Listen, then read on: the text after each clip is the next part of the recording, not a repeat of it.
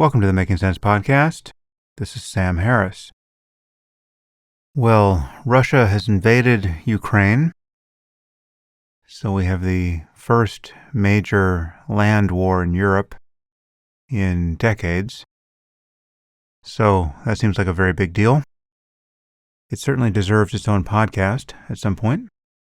I think I will wait to see how things evolve for a little while here.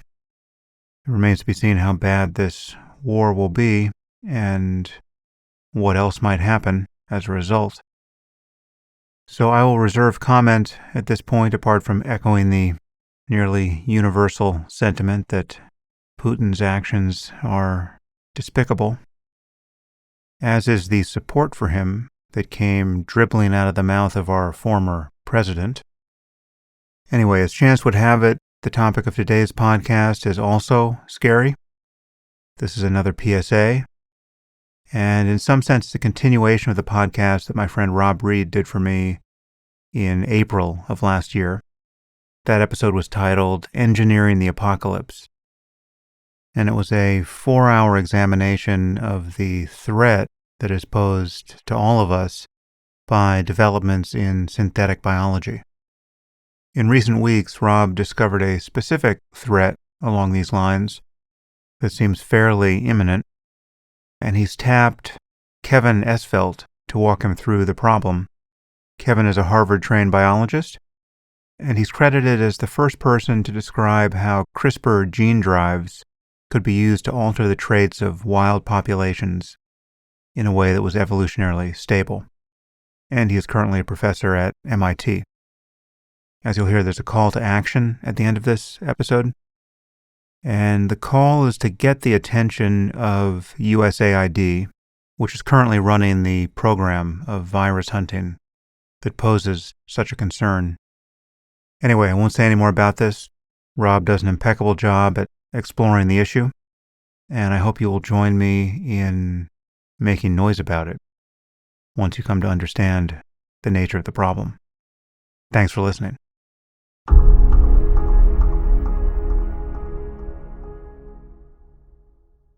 Today's conversation will be an episode of 2 different shows, the After On podcast, which I host, and Making Sense, which my podcasting colleague Sam Harris hosts. We're doing this because we both find the subject extraordinarily important, and also timely enough that we want to get it out there fast. And since I've done a bunch of research that's connected to the subject and also know the guest, Sam and I thought the quickest thing would be for me to conduct the interview, and then for both of us to distribute it. For Making Sense listeners who don't know me, my name is Reid, and I'm a venture capitalist turned tech entrepreneur turned science fiction author turned science podcaster turned venture capitalist once again, one who still podcasts and scribbles a bit on the side. My voice may be familiar because I was on Sam's show several months ago when we spent almost 4 hours examining how very awful the next pandemic could be and how we can prevent that awful pandemic if we get our act together. I spent about 1,000 hours, literally, including over 20 scientific interviews, researching those subjects, and our episode had a fairly unusual format as a result. I'm not a scientist myself, but over the past 5 years, I've gotten pretty deep into pandemic-related issues. It started with research for one of my novels, which later led to writing a few articles on the subject, which led to several episodes of my own podcast, then appearances on other shows, and then to a TED Talk that I gave right before COVID, and then to that big episode with Sam, and then quite a bit more. Which brings us to today, and my conversation with MIT's Kevin Esvelt, a highly regarded evolutionary engineer who I met in the wake of some congressional testimony that he made on a subject that interests us both. Kevin's going to present something that will probably shock you, which you may find hard or even impossible to believe. But before that, he's going to lay down a fairly deep foundation of concepts, definitions, and a bit of history, which should give you a sophisticated basis for deciding whether you buy the fairly shocking points he's going to make in the second half of our conversation. Now, I think it'll be useful for you to know the full context while he's laying that foundation, so here comes a spoiler, which is that Kevin is going to argue that a small, new, and very well-intentioned U.S. government program could, completely inadvertently, cause the deaths of millions or even hundreds of millions of people or even more, despite what Kevin is certain are the entirely good intentions of the people behind it. The program is called Deep VZN, which I believe is pronounced Deep Vision, and it's part of USAID, the agency which distributes most American foreign aid. Kevin believes Deep Vision is on a path to posting assembly instructions for what we can only call weapons of mass destruction to the open internet for anyone to download. Specifically, the genomes of previously unknown pandemic-grade viruses that we have no defenses against. Viruses that tens of thousands of people in dozens of countries could easily build from scratch as soon as they're given the genetic code. Now, if this all sounds a bit bonkers to you, I get it. I struggled to believe my own ears at first. But if you listen to Kevin, you'll quickly realize that this isn't some COVID-era conspiracy theory, even if he doesn't ultimately persuade you that things are as dangerous as he thinks. I'll add that I wouldn't have interviewed him for this if I thought he had even the faintest partisan agenda. I actually have no idea what party, if any, Kevin affiliates with, and I couldn't care less, because every point I've heard him make on the subject has been rooted in science, not politics. Now, one thing that made this story especially hard for me to credit at first is that it's coming out of USAID, which is dedicated to economic development and human flourishing in poorer countries, and which puts its resources into so many great projects. Now, like any program that's put out hundreds of billions of dollars across many decades, USAID has had its share of blunders and scandals and lousy uses of funds. But I admire the agency on the whole. And that's partly due to personal experience, because right after college, I spent a year in Cairo on a Fulbright grant and met lots of USAID people. And they were funding things like irrigation projects, schools, and technical assistance in places that really needed them. And they were all smart, committed, and working for a fraction of what they could have made in the private sector. On top of that, USAID is run by former US Ambassador to the UN, Samantha Power. I can't say that I know Samantha, but we have a fair number of people in common and had a couple great conversations at the TED conference, and I know how smart and ethical she is. Plus, she literally wrote the book on not killing millions of people. It was a searing denunciation of genocide, which you may be thinking isn't the most controversial or risky position for an author to stake out, but it won the Pulitzer Prize, so it was no puff piece. And there's zero chance that Samantha would deliberately imperil millions of lives. All of this is to say that there are two sides of this story, each of them held by very smart ethical people. And as you'll hear, the other side sincerely sees Deep Vision as an invaluable weapon against pandemics. And I'm sure this is the side Samantha hears from the most, because the program's creators work for her. And since Deep Vision is literally less than 0.1% of USAID's budget, and she basically inherited the program, this just isn't something she manages directly. I should also point out that some of Deep Vision's plans could help us fight pandemics. But after many hours of researching this and talking to various people in academia, philanthropy, security, and entrepreneurship, I believe that most of its agenda is appallingly misguided. And I'm not going to hide that, because I'm not an actor, and it would be dishonest. Now, despite that, in the second half of the interview, I'm going to present all of the best arguments I've heard or have thought of myself in favor of Deep Vision, because this subject is way too important for you not to hear the other side. I also want to convey why some very smart and ethical people sincerely think this is a great idea, and show that thinking this doesn't mean that they're not smart and ethical, because I'm sure that they are. Now, someone close to Deep Vision could surely do a much better job of presenting this side. And in an ideal world, we might have structured this as a debate between Kevin and a Deep Vision proponent. But I am an interviewer who has never once moderated a debate. And though I could probably become a decent moderator with some experience and guidance, this is happening right now. And we want to get the story out right now, because the program is so new it's barely underway. In fact, it may not even have quite switched on yet, which means it should still be possible to alter its focus or even redirect its entire budget to the countless world-positive programs that USAID supports. And you may be able to help with this yourself, as Kevin and I will discuss toward the end of our conversation, which will start right now.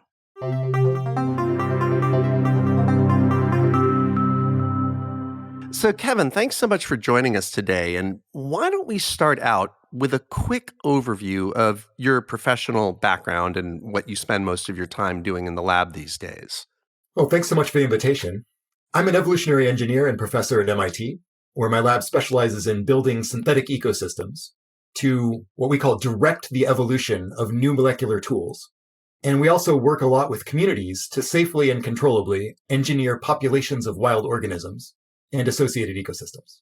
So we evolve cool tools in the lab, and then we talk a lot about whether, when, and how to use those tools to change the environment. Evolution, of course, doesn't know anything. It's just a natural process. And that means you can harness it to create things when you don't know how they work. And that's true of a lot of biology, honestly. We still don't know the details of how it works, of how to make things fold just the right way to cause something to happen within a cell. One way to deal with this is to take something that does something reasonably close to what you want, make a billion variants, throw them all at the wall and see which ones stick best. Then take those, make a billion variants of those, throw those at the wall and see what sticks. And do this over and over again until you get something that does exactly what you selected for. And you do some related work with phages in your lab. Yeah, so since we're interested in applying evolution to create molecular tools, it's useful to work with the fastest evolving things in nature, which tend to be bacteriophages, viruses that infect bacteria. And these viruses can replicate once every 10 minutes. So that's a really short generation time. So what we do is we engineer the bacteria so that the phage only gets to reproduce if it does the molecular trick that we want to see. So we put a gene we want to evolve, or multiple genes, onto the genome of the virus, and we take away the pieces that it needs to reproduce. We move those into the host cell. So the host cell will produce this critical factor for virus replication in proportion to how well the virus manages to perform the molecular trick. So that way, all of these populations of a billion viruses compete with one another, creating mutations in those genes that we put on there. And the ones that perform the molecular trick best produce the most offspring. And of course, this is a continuous process, generation after generation, for hundreds of generations in the lab until it spits out the thing that we want to see, all to create a better platform for making useful and hopefully safe biotech tools. Now, just a couple clarifying questions. First of all, phages, they are viruses, but they're minuscule and they can only infect bacteria. There's no way a phage is going to infect a human and inflict disease. Is that right? That's right. Their machinery just would not function within our cells. They're optimized for bacteria, very different context. Got it. And to edge toward what I understand to be the practical application of this is you can train this ecosystem that you've put together to create a very good version of a complex thing that you want with all these billions and billions of shots on goal. And then having done that, you can make some useful product. In your case, it's generally for pretty sophisticated biological applications, right? Like big pharma, biotechs, other labs.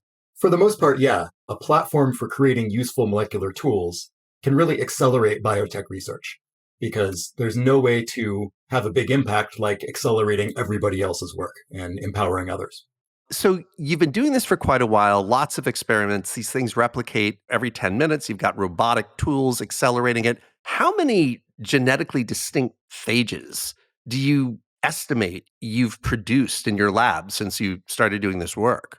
Genetically distinct is a hard question because we do crank up the mutation rate very high so they evolve much more quickly. Probably somewhere between 10 to the 13th, maybe even 10 to the 15th at most. So that's a quadrillion.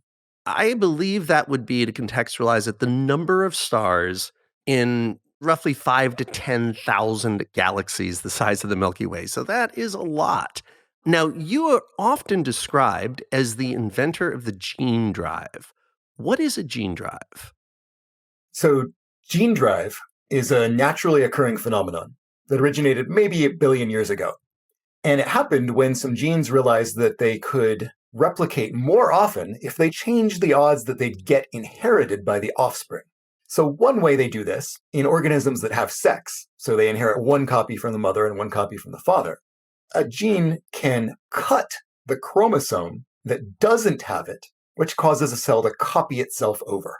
And that means that instead of half the offspring inheriting the particular gene drive system, all of them will. That's a huge fitness advantage. You're going from half of offspring inheriting you to all of them, at least for the case of heterozygotes that have one copy of each. And so gene drive systems can just sweep through populations of sexually reproducing organisms very, very quickly. Just to clarify, that means that the trait that this particular gene confers can go from rare or even one-off because it was a mutation to saturating the population in a certain number of generations. The trait changes. We don't end up getting clones of the individual. That's right. And Austin Burt, who is one of the earliest gene drive researchers in the modern era at Imperial College London, first proposed that we use these things by engineering genes to cut sequences that we want in order to change the population.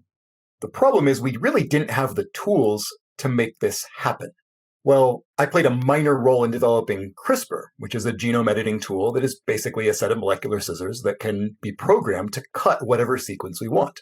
A few months after we had been one of the first groups to show that CRISPR worked in mammalian cells, I was looking around outdoors at a bunch of ducks, and I saw a turtle that day in the water. And I was thinking, hey, are we ever going to edit wild organisms with CRISPR? And I thought, probably not, at least not effectively, because when we edit an organism, we're changing it to do what we want, which means we're diverting its resources away from survival and replication in nature. And that means natural selection is going to act to remove whatever changes we make. But then I thought, well, wait a minute. What if, instead of just using CRISPR to edit the genome, what if we use it to insert our engineered trait, and we also encode the CRISPR system that can make that change? Then you get recursive genome editing. That means, in principle, we could build a system that would spread the engineered trait throughout the whole population, even if the trait was harmful. And because I'd read the literature, as soon as I thought of this, I thought, wait a minute, that's a gene drive. Didn't I see a paper where someone had said we should use the genes like the one in yeast to engineer populations, and maybe we could take out, say, malaria? What if we crashed populations of malarial mosquitoes? We might be able to help eradicate malaria that way. With CRISPR, it's so versatile. You could cut whatever gene you needed to, at whatever site you needed to, and you can even do it in multiple places, which could make it evolutionarily stable, or fairly so. So it was tremendously exciting, thinking we might be able to help get rid of malaria and schistosomiasis and so forth. Okay, so you had this idea that was obviously very, very novel and exciting on many levels, but it also kind of terrified you, didn't it? Well, the first day, I admit, was pure euphoria thinking up all the applications, because, malaria is an exceptionally horrible disease. Kills nearly 500,000 people every year, most of them kids under 5. And there's things like schistosomiasis, which cognitively stunt tens of millions. So I spent the first day kind of euphoric, and of course doing research to see whether it would actually work. But the next day I woke up in a cold sweat, because I was thinking, wait a minute, if just about anyone who can edit the genome of a sexually reproducing species with CRISPR can make a gene drive system to spread their change through the population, well, what about misuse? Sure, you can engineer a mosquito so it can't carry a disease. Could you engineer a mosquito so it would always carry a disease? How much of a problem would misuse be? And it seemed rather frightening, because you could imagine people weaponizing the natural world. So I spent quite a long time before I even told my academic advisor at the time about this idea, because I wanted to learn whether or not that was a likely outcome. And fortunately, I concluded that it's not. Gene drive spreads only vertically, parents to offspring. So that means it's fairly slow. It can't do more than double every generation at absolute most in terms of frequency in a population. It's fairly obvious in that it works in sexually reproducing organisms, which don't have CRISPR in nature. So this is a signature that can't be hidden. It will be present in all gene drive systems. And that means you can always find it if it's there. And most importantly, if you see a gene drive that you don't like, it's trivial to reliably build the counter. You can add some extra instructions for CRISPR, telling it to cut the original rogue version. Then your version, what we call an immunizing reversal drive, could still spread through the wild population, just like the rogue. But whenever it encounters the rogue, the immunizing reversal drive will cut the rogue and replace it with itself. So there is a reliable off switch. If somebody does something bad that imperils human society or the ecosystem, this immunizing reversal drive is a reliable off switch. And did you think through and basically kind of map out the immunizing reversal drive before you told the world about the gene drive? Long before, yes. And in fact, before I even told George. Oh, before you even told your advisor? Yeah. So you did not let this new idea leak into the world until you knew you had an off switch? Well, I mean, an off switch is perhaps a little much. Just because you can reliably overwrite the unwanted change doesn't mean that it wouldn't have made changes in the ecosystem before you managed to do that. But anything that is slow, obvious if you look, and easily blocked is not a terribly great threat. And so with that understanding, I then approached George and said, I think there's a lot of good that we could do this, especially if we do it openly and transparently. And I don't think there's much potential for misuse for this reasoning. What do you think? And when you first told me this story, you said the words that we're very lucky that gene drives, quote, favor defense. What exactly does that mean? Well, anytime you have a technology that is accessible to many people, and gene drive isn't that accessible, there aren't that many labs that use CRISPR to edit the genomes of organisms other than currently fruit flies, worms, and mice are sort of the big ones. If there's a lot of people who can use the technology, then there's a lot of people who could misuse the technology. And so favoring defense just means that if someone does misuse it, everyone else can prevent it from causing much harm. Anything that's slow, obvious, and easily blocked isn't much of a weapon. But things that are fast or are subtle or are unblockable are another story. And most obvious example of something that can't easily be countered is a nuke, right? A nuclear warhead on an ICBM is something that we haven't figured out how to counter, despite many decades of wishing that we could. The way we have to deal with that threat is by minimizing access and deterring those who can actually wield that weapon. Because if they actually use it, there's nothing we can do. On the subject of nukes, this could be a good time to define the terms information hazard and attention hazard, because we'll probably use them later in the conversation. Yeah, so the history of nuclear weapons, it's remarkable how they were originally developed because researchers were afraid of the consequences if malicious people got a hold of them. Specifically, Nazi Germany was the concern of Leo Szilard and Albert Einstein when they wrote the letter that launched the Manhattan Project. But what's not so well known is that once Germany surrendered in World War II, Szilard launched a petition within the top secret Manhattan Project, in which he argued that the United States should not use the bomb on Japan, not because it wouldn't save many American lives by preventing an invasion, but because doing so would call attention to the power of nuclear weaponry. He pointed out that at the time, the notion that any adversary could militarily threaten a mainland American city, Los Angeles or New York, was just laughable. There was no way that any adversary could threaten the continental United States. But if you show the world that there is a single bomb that can destroy the bulk of a city, that would change.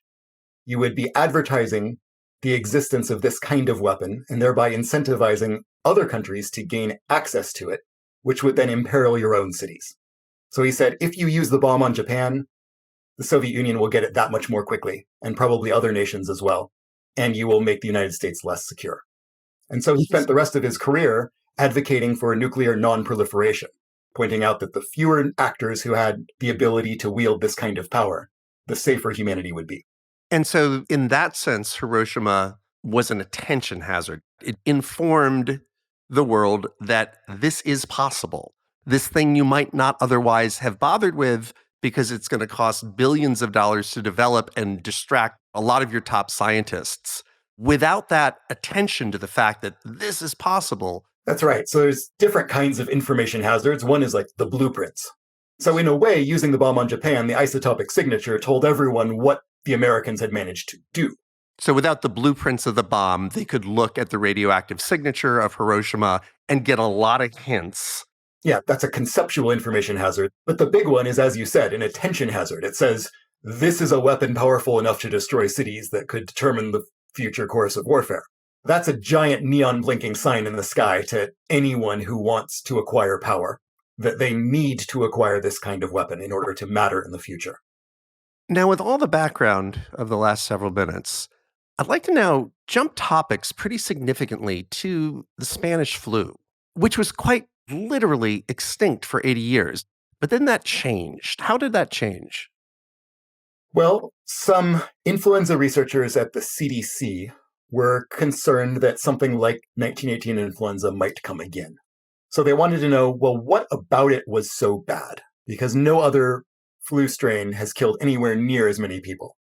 So they went to museum specimens that had samples from victims of the 1918 pandemic. And they also got samples from someone who had died of the flu and been buried in the permafrost in Alaska. And remarkably, they were able to extract the RNA genome of the virus from these samples and sequence it, and thereby learn how to make the virus using recently discovered techniques for virus assembly. So they resurrected this extinct deadly virus. So that was a well-oiled machine that came back into existence after having vanished into obscurity. I'm sure it was a very seductive idea scientifically, but was that a reasonable thing to do from a global security standpoint? Well, there's arguments back and forth as to whether or not it was wise. And there's good arguments on both sides. But what bothers me from a security standpoint is that they posted the genome sequence online. And it's there for anybody to download, as I know, because I was able to find it very quickly via Google myself, which means literally anybody in the world can get this thing. Now, I'm pretty sure I know how you're going to answer this, but what is bad about this genome being online? Well, posting the genome sequence of a virus online, in this case, gave exact blueprints for a pathogen that once killed maybe as much as 1 in 30 living humans to anyone, including lone terrorists and bioweapons programs, who have the skills to assemble it, which doesn't seem like a great idea. Yeah. Important qualifier. We should be grateful that it's pretty unlikely that releasing that virus again today would cause such a deadly pandemic. And the reason is that virus has been called the mother of all pandemics. That is to say, most modern flu strains are much less deadly descendants. But because most of us have been exposed to at least one of those, we tend to have immunity to that kind of flu virus, especially those of us who caught the flu during the 2009 pandemic, which was the same kinds of molecular coding. Second is we do have antiviral drugs that work against it, even though we probably can't produce enough of those quickly enough to really matter in a fast-moving pandemic. But what we do have are antibiotics. And there's some pretty good evidence from autopsies and going through the records of autopsies from 1918 that it killed people at least as much by causing secondary bacterial infections of the lungs as it did directly causing damage, that is, the virus itself. And we definitely have enough antibiotics to dose the entire world population already available. Now, this is obviously completely impossible to know precisely, but taking those mitigating factors into account, what would you estimate back of the envelope the plausible ranges are of a death toll if this thing gets out? I'm not so sure of the lower window just because of, unlikely to take off at all. But if you presume that it does take off, then I would probably say somewhere between 200,000 and 10 million people. And that's just because it would probably be worse than most modern day strains, but it's not going to be nearly as bad as it was back then.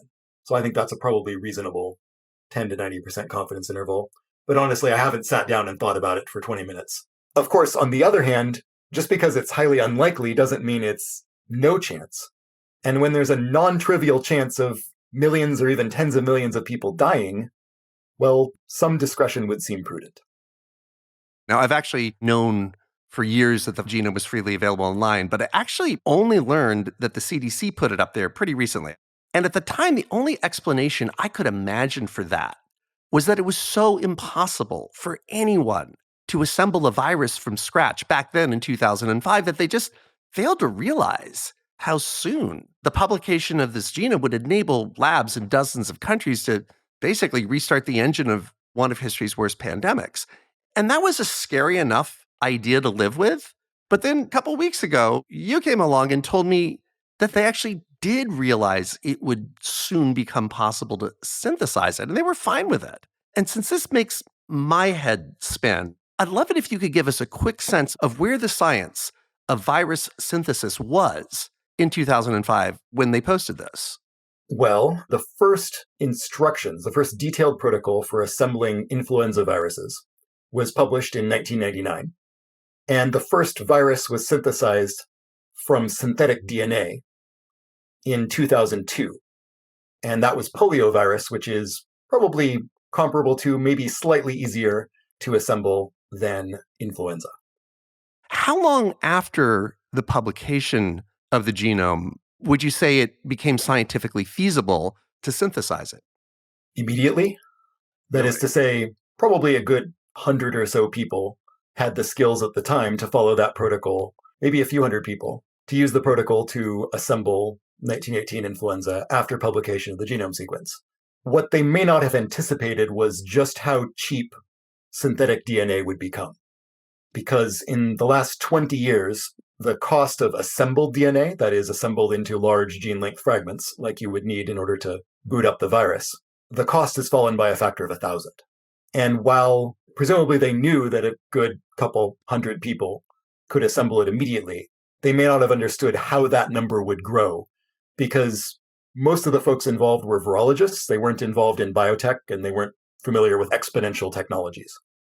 Okay, so we've gone from 100-ish labs that could create this more or less immediately after it was published. What would you say that number has grown to today? I'd estimate somewhere between 20 and 50,000 people. Could do that right now. Which is pretty alarming, even given that it's unlikely that it would actually cause a pandemic. So is it fair to say that we're kind of relying on the goodwill of half a stadium to a full stadium's worth of people not to put this back out in the world? I mean, frankly, most people aren't that evil. And anyone who is that malicious, if there's only a small chance that it might actually take off, then why would they bother? But you can do the math and say it still looks like a pretty bad bet given the expected death toll, even if you assign a very small chance that someone would and a small chance that it would actually cause a pandemic. The numbers don't look good when you calculate it from that perspective, especially because it's going to remain accessible to future generations. That is, in 5 years, there's going to be even more people who could do it. And in 10 years, quite a bit more. The number is only going to grow. Okay, even though 1918 flu would probably be less destructive than many of us would fear if it was released today, the decision to put it online will probably boggle most people's intuitions. It's certainly boggled my own. But the people at the CDC are really smart, and by definition, they're hugely concerned about public health. So what benefits might they have thought would accrue from publishing this? And what perspective might they have that I lack that would cause them to prioritize those benefits over the fairly obvious downsides? There is a mindset difference, which says something along the lines of, if we understand how the world works, then we can come up with better cures and treatments and interventions that we couldn't necessarily predict in the absence of that knowledge. That is, another way to say it is, you got to do the basic blue sky research without being able to point to a particular benefit, or you will, of necessity, lose access to all the benefits that you couldn't see before you did the research. That really is what drives folks in these fields. The belief that we can come up with innovations that will make life sufficiently better to be worth the risk. It's important to point out that the scientific benefits that did accrue from resurrecting the 1918 influenza virus were largely accomplished by a relative handful of specialized laboratories doing research with it or with pieces of it. We didn't actually need to publish the genome sequence in order to gain virtually any of those benefits. Given that the number of people with access to 1918 flu has grown by a factor of 300, and it's quite plausible that the CDC didn't realize it would be quite that large, quite that soon, do you imagine the people who made the decision to post it regret that decision now, particularly in the post-COVID era? Well, some of the folks who are in charge or highly influential at NIH today have been around for most of the last 20 years, and they've been among some of the strongest supporters of taking highly lethal viruses that aren't very transmissible and engineering and evolving them to become much more transmissible. Since that's simply identifying things from the past to which most people have immunity today, it's fair to say that they don't regret it. What other scary genomes are there online? Is the horse out of the barn when it comes to terrifying things being posted online, or are we currently in okayish shape? You know, a lot of people seem to think that it's too late, but it's really not. Because again, 1918 isn't that likely to take off itself. There is something that would take off, which is variola virus, smallpox, which is much more lethal and about as transmissible. And also online. And also online, put there by the CDC. But with variola virus, the United States has 350 million doses of vaccine ready to go. And variola is much harder to make as a virus. I would estimate that maybe 100 people could make variola. And it doesn't do the asymptomatic transmission thing the way COVID does. So I think we'd have a much better chance of getting it under control, especially since we have so many vaccines. It would require the US to actually donate some to the rest of the world to stamp it out. But the world, in living memory, has experience of vaccinating people against smallpox and eradicating it. And other than that, people speculate about a few things, but there's nothing else out there that is really all that nasty in terms of potential pandemic pathogen. Right. So, of course, the Ebola genome is online, 50% case fatality rate, but relatively not very contagious compared to COVID. SARS, 10%, demonstrably far less contagious than COVID, because we know how many people died in the SARS outbreak, and it was less than 1,000. One that always frightens me is MERS, Middle East Respiratory Syndrome, another coronavirus like SARS, but also not very transmissible. So unless I'm missing something, we're in pretty good shape for now. That's right. I'm not super worried about all the viruses that are out there in terms of causing sufficient devastation to really, certainly not to threaten civilization or anything like that. Probably not even the casualty levels that we've just seen with COVID. Folks can reasonably disagree on this, but from my perspective, we're actually doing pretty okay when it comes to blueprints for nasty plagues online. Now, has anybody heard the last episode I did on Sam's podcast? One thing that really worries me a great deal is the deliberately artificially modified H5n1 flu that was created in Madison, Wisconsin and Holland, 2 labs, in 2012. It scares me because it has a 60% fatality rate, even worse than Ebola. And in nature, it's barely contagious at all. But that experiment led it to being transmissible, at least in ferrets. And the idea of something with that kind of case fatality rate ravaging the population freaks me out. But you're not as worried about that as I am, correct? That's right. Both of them, yeah, they're respiratory transmissible in ferrets. That doesn't mean they're transmissible enough to cause a pandemic in ferrets, let alone transmissible enough to cause a pandemic in humans. And subsequent studies of them suggest that there are reasons to think that even if they were continually passaged to be even more transmissible and it translated to humans, the virus would be much, much less lethal. The same mutations affecting transmissibility would also reduce the lethality. So those are bad, but are still in the bucket of probably not. So unless we're quite unlucky with H5n1, at this point, we don't really have much to fear from the genomes that are currently on the internet, unless we keep posting new and worse ones to the internet. And because it's more future risk than current risk, it's really alarming that you previously said that quite a few people seem to be operating under the presumption that the horse is already out of the barn, and therefore why not post everything? Like, who's saying that? Well, a lot of people. In fact, to the extent that I've been trying to raise this concern, saying, we perhaps shouldn't share blueprints for what amounts to an arsenal of plagues online by doing new research for trying to find things that would actually be that bad and would be likely to take off. A lot of people say, we're already past that. And I think that's because some people are referring to COVID, which is not really what we're talking about. There's no reason not to post COVID genome online when it's already causing a pandemic. That's different from the scenario where it hasn't actually infected humans, because that means that it might never do so, at least unless humans cause it to do so. But a lot of scientists seem to take the view of there's lethal viruses online, therefore there's no reason not to put more of them online. And that attitude is quite worrisome. To give you just one example of this, so Dennis Carroll is a huge figure in the field of finding and identifying unknown viruses. In a December article in The Intercept that we were both interviewed for, said that Dennis basically acknowledged that yes, a scientist could use the genetic sequence of a dangerous virus maliciously. But he said that risk already exists. And they quote him directly, saying, "We don't need to find some new virus in order to elevate that risk." And I just can't imagine why he would say something like that. Now, to be fair, unlike many folks in this field, Dennis does seem to invite us to hold him accountable in the case that he's wrong. He says, and again quoting, "If you go out and cavalierly begin collecting and characterizing these viruses, there is inherent risk attached to that, and you have to be accountable for that risk." So I applaud him for saying that, but I just couldn't disagree more when it comes to the risks of putting new viruses online.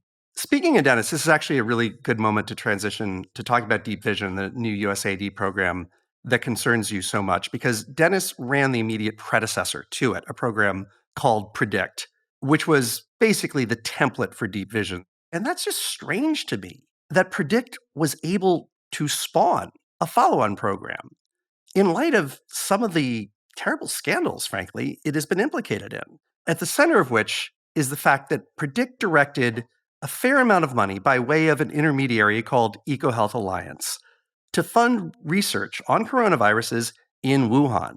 And not just that, but in labs that were known to have very shoddy safety practices to the US government. We know that beyond a shadow of a doubt from some declassified diplomatic cables. So that seems like an incredibly radioactive error in judgment. This was all out in the open by the time Deep Vision was funded. And on top of that, we have to add the significant possibility, not a certainty, but possibility, that that work may have resulted in a leak that led us to COVID. While there was a time when a lot of well-regarded scientists were putting the odds of a lab leak at zero, that's a long, long time ago. At this point, substantially nobody who has significant scientific depth in this would put the odds of a lab leak at zero. Some put it as high as 90%. I'm sure some put it in single digits. But it is undeniable that PREDICT may have had a hand in that. So for all those reasons, this is politics. It's irrelevant to your discussions, Kevin, so we can just leave it there. But I just find it a little bit unfathomable that PREDICT spawned an Encore. Now, one of PREDICT's main activities was something called virus hunting. And that's also going to be a major activity of Deep Vision. What is virus hunting? Well, you probably have this vision of someone who puts on some kind of suit and cavalierly goes spelunking in a bat cave to collect samples and take them back to the lab. See what kinds of viruses you can pull out. Yeah, Indiana Jones, National Geographic kind of vibe.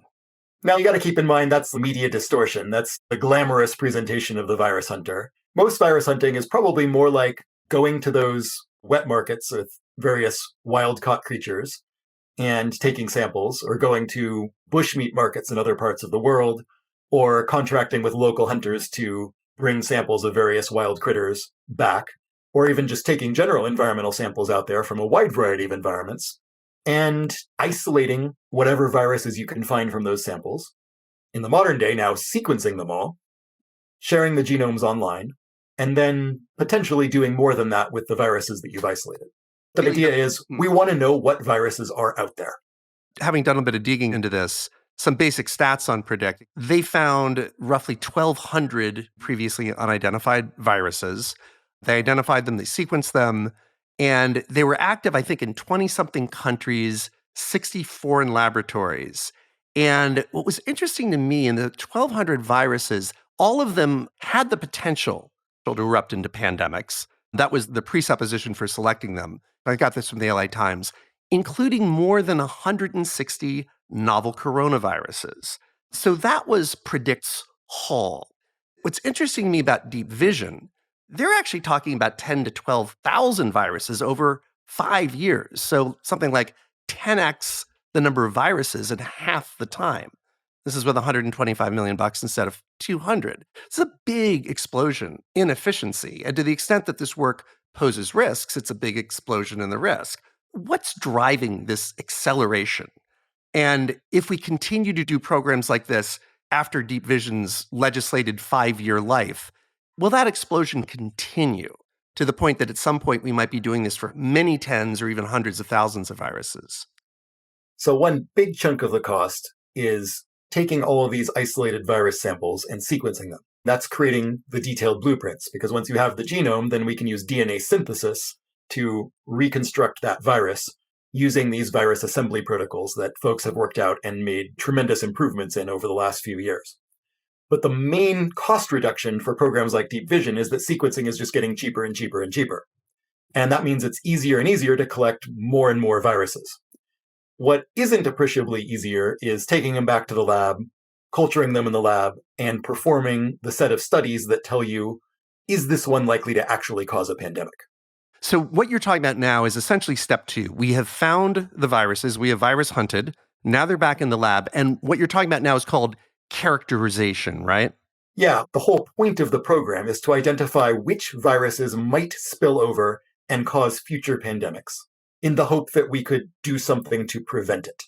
There's 4 key classes of experiments that you perform on an animal virus to determine whether it's a good candidate for causing a pandemic in humans. You want to know, how tightly does this virus bind to human target cells? How readily does it actually infect those cells? How readily does the backbone of the virus replicate and churn out new copies of the virus in relevant human tissue types? And because you can't test it in humans, of course, how readily is it transmitted in animal models that are chosen for their similarity to humans, whether naturally or because, in the case of mice, they've been engineered to express human receptors and have human-like immune systems. So to play this back to you to make sure I understood, there's 4 sets of experiments. Experiment 1 is, does this virus bind to a receptor on a human cell? Like, can it find the door? Step 2, having found the door, can it get in? Does it infect the cell? So does it find the door? Does it have the key? Step 3, having gotten inside, can it hijack the mechanisms of the cell to replicate? And then step 4 is, if it does those first 3 things, does it seem to be transmissible in animal models that replicate as closely as possible transmissibility in humans? Did I get that right? That's exactly right.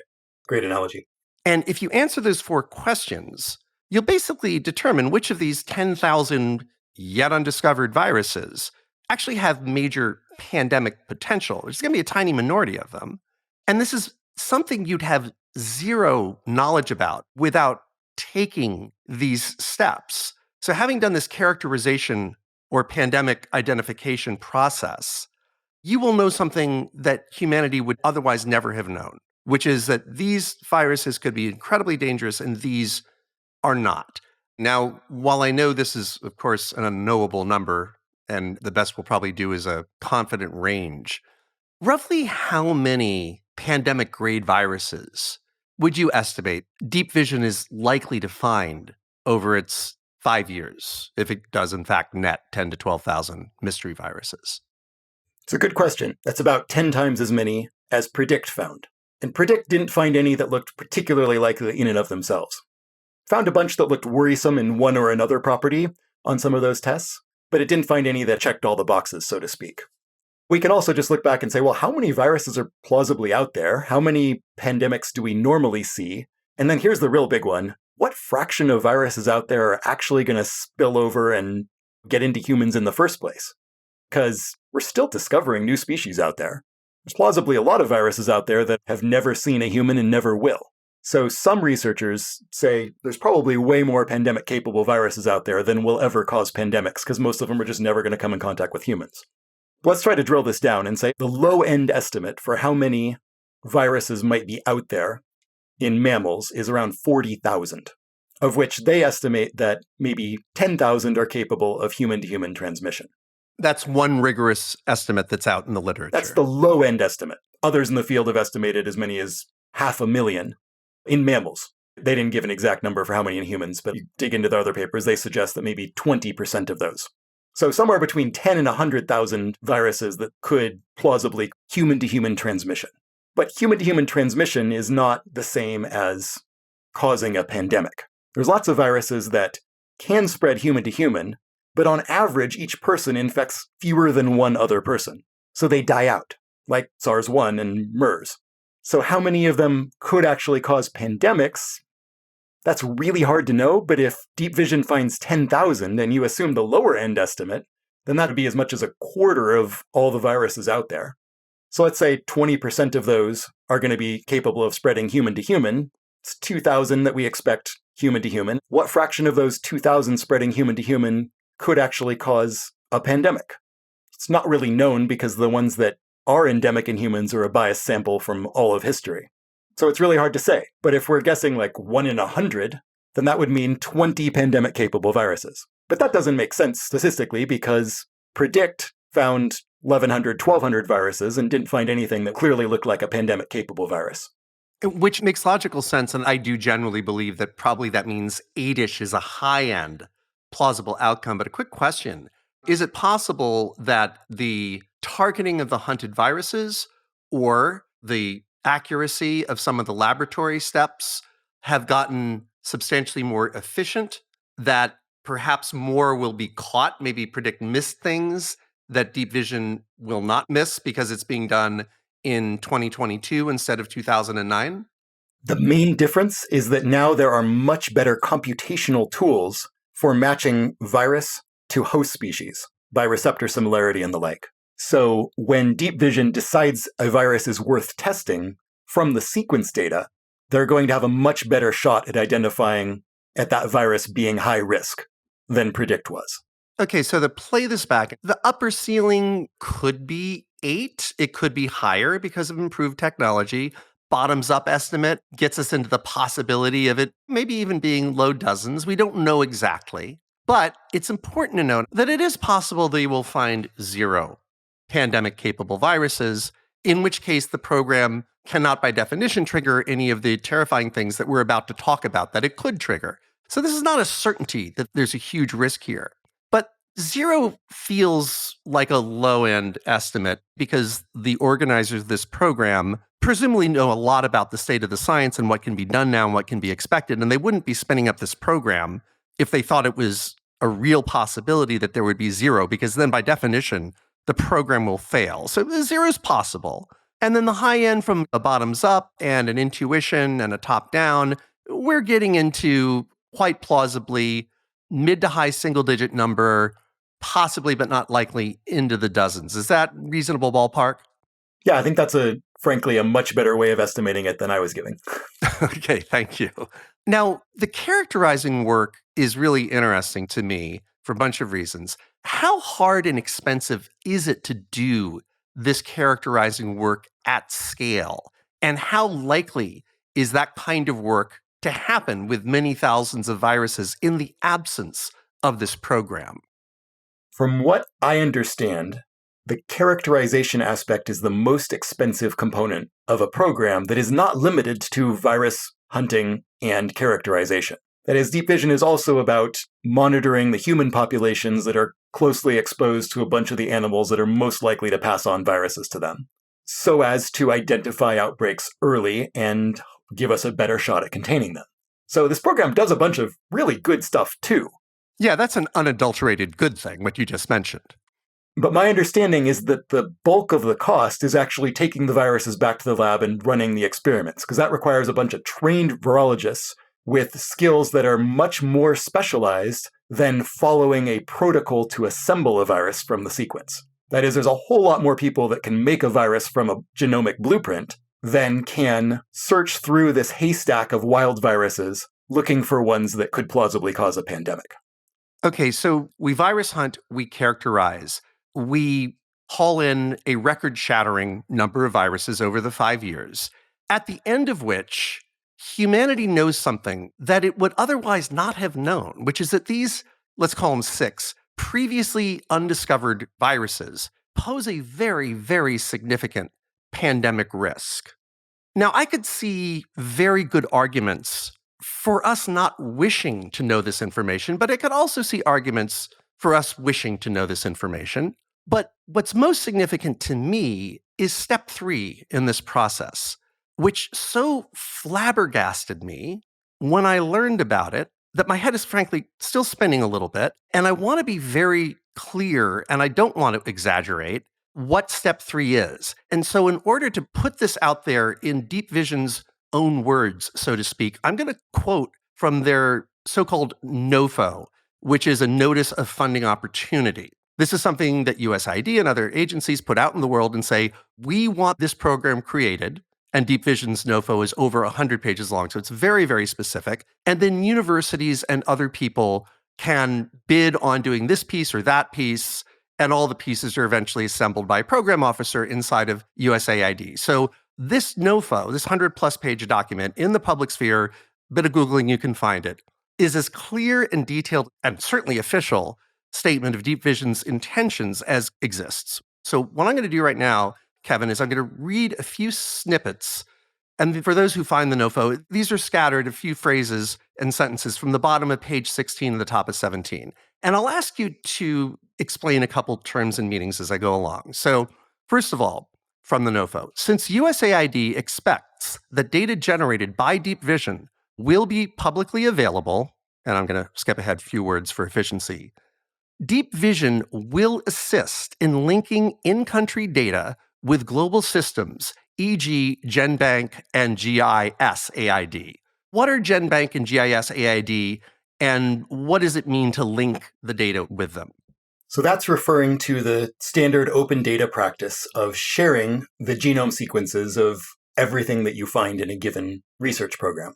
So GenBank is the main repository hosted by the US government of all genomic information that everyone has sequenced and submitted to GenBank.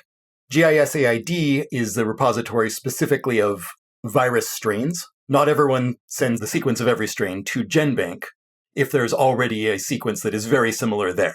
GISAID is for the detailed virologist, viral evolution specialists who want to see and map out how different are the mutational variants of a given virus. So basically, it is a wildly standard scientific practice now to put any sequence you find up to the cloud before you have any notion of its significance. So everything they find, by definition, is going to be made publicly available long before they characterize it. Is that roughly correct? That's exactly right. Good. The principle of open data is you collect data in a scientific experiment, you should really put it online for everyone to see. Okay, a couple words after that last snippet of text, quoting again from the program's NOFO. Knowledge gained by Deep Vision on novel viruses assessed to be zoonotic and significant epidemic/pandemic threats will be immediately available to the in-country owners of the data and will be expected to be available expeditiously to policymakers, the private sector, and implementing partners. So I think I know what that means. Could you just play back what that amounts to? If you think there's a virus that poses a major epidemic, that is local outbreak risk, or, God forbid, a pandemic risk, you need to tell the country that you found it in immediately so that they can take action. And it's expected that they will then share it with the international community as soon as possible. So bottom line, if Deep Vision succeeds, everyone on Earth will get the recipes for the dangerous viruses that we find. They will be put online just as the 1918 flu virus genome was put online. That's right, because remember, the intent of this program is to identify which natural viruses might spill over and cause pandemics, if they spill over into humans, so as to better target interventions to prevent that from happening. And the way they hope to do that is by creating a list of viruses rank ordered by perceived threat level, which they've already done for the viruses that are highly lethal and don't spread particularly well human to human, but are known to have spilled over. That's the product of a related USAID program called Stop Spillover, which is generally highly admirable with the perhaps exception of this list. Although, as we discussed previously, there's not a whole lot that's dangerous on that list so far. But what Deep Vision apparently wants to do is, as soon as they find anything dangerous, they're going to alert the world to it and put it on that list, presumably in the number 1 position. So bottom line, if and when Deep Vision succeeds, based on what they've stated themselves in general practices, the genomes of potentially very significant pandemic viruses will be put on the open internet for anybody to find. Correct. And given the base of scientists and individuals who are already able to conjure certain viruses from whole cloth in the lab, tens of thousands of people will be in a position to follow those recipes as soon as they're posted and animate that virus, even though they don't personally have a sample from the bat that it originally came from. Did I get that right? That's exactly correct. And to tie it back to what we were talking about a little while ago, the current population of frightening genomes on the internet is probably not all that bad. But this action could substantially change that by saying, yes, world, 1918, probably not as bad as you think. H5n1, pretty good chance it's not transmissible. But holy cow, people, these, 6 viruses can really do the trick. That's going to be out there as a result of this program. And tens of thousands of people at first will be able to conjure these things, followed by we don't know how many in the future. Is that an excessively alarmist interpretation? No, it's really not, I'm afraid. And it's worth comparing. COVID has killed many more people than any single nuclear detonation. There are 9 commonly acknowledged nation states with access to nuclear devices. So as soon as viruses likely to cause pandemics are publicly identified with freely available genomes, the number of actors, in security terms, capable of inflicting 1 million+ deaths in expectation will rise by roughly 1,000-fold. So the vulnerability of the world to a deliberately inflicted pandemic will rise tremendously if deep vision succeeds. I mean, that's what I get from this. And again, please tell me if I'm being unrealistic in my interpretation.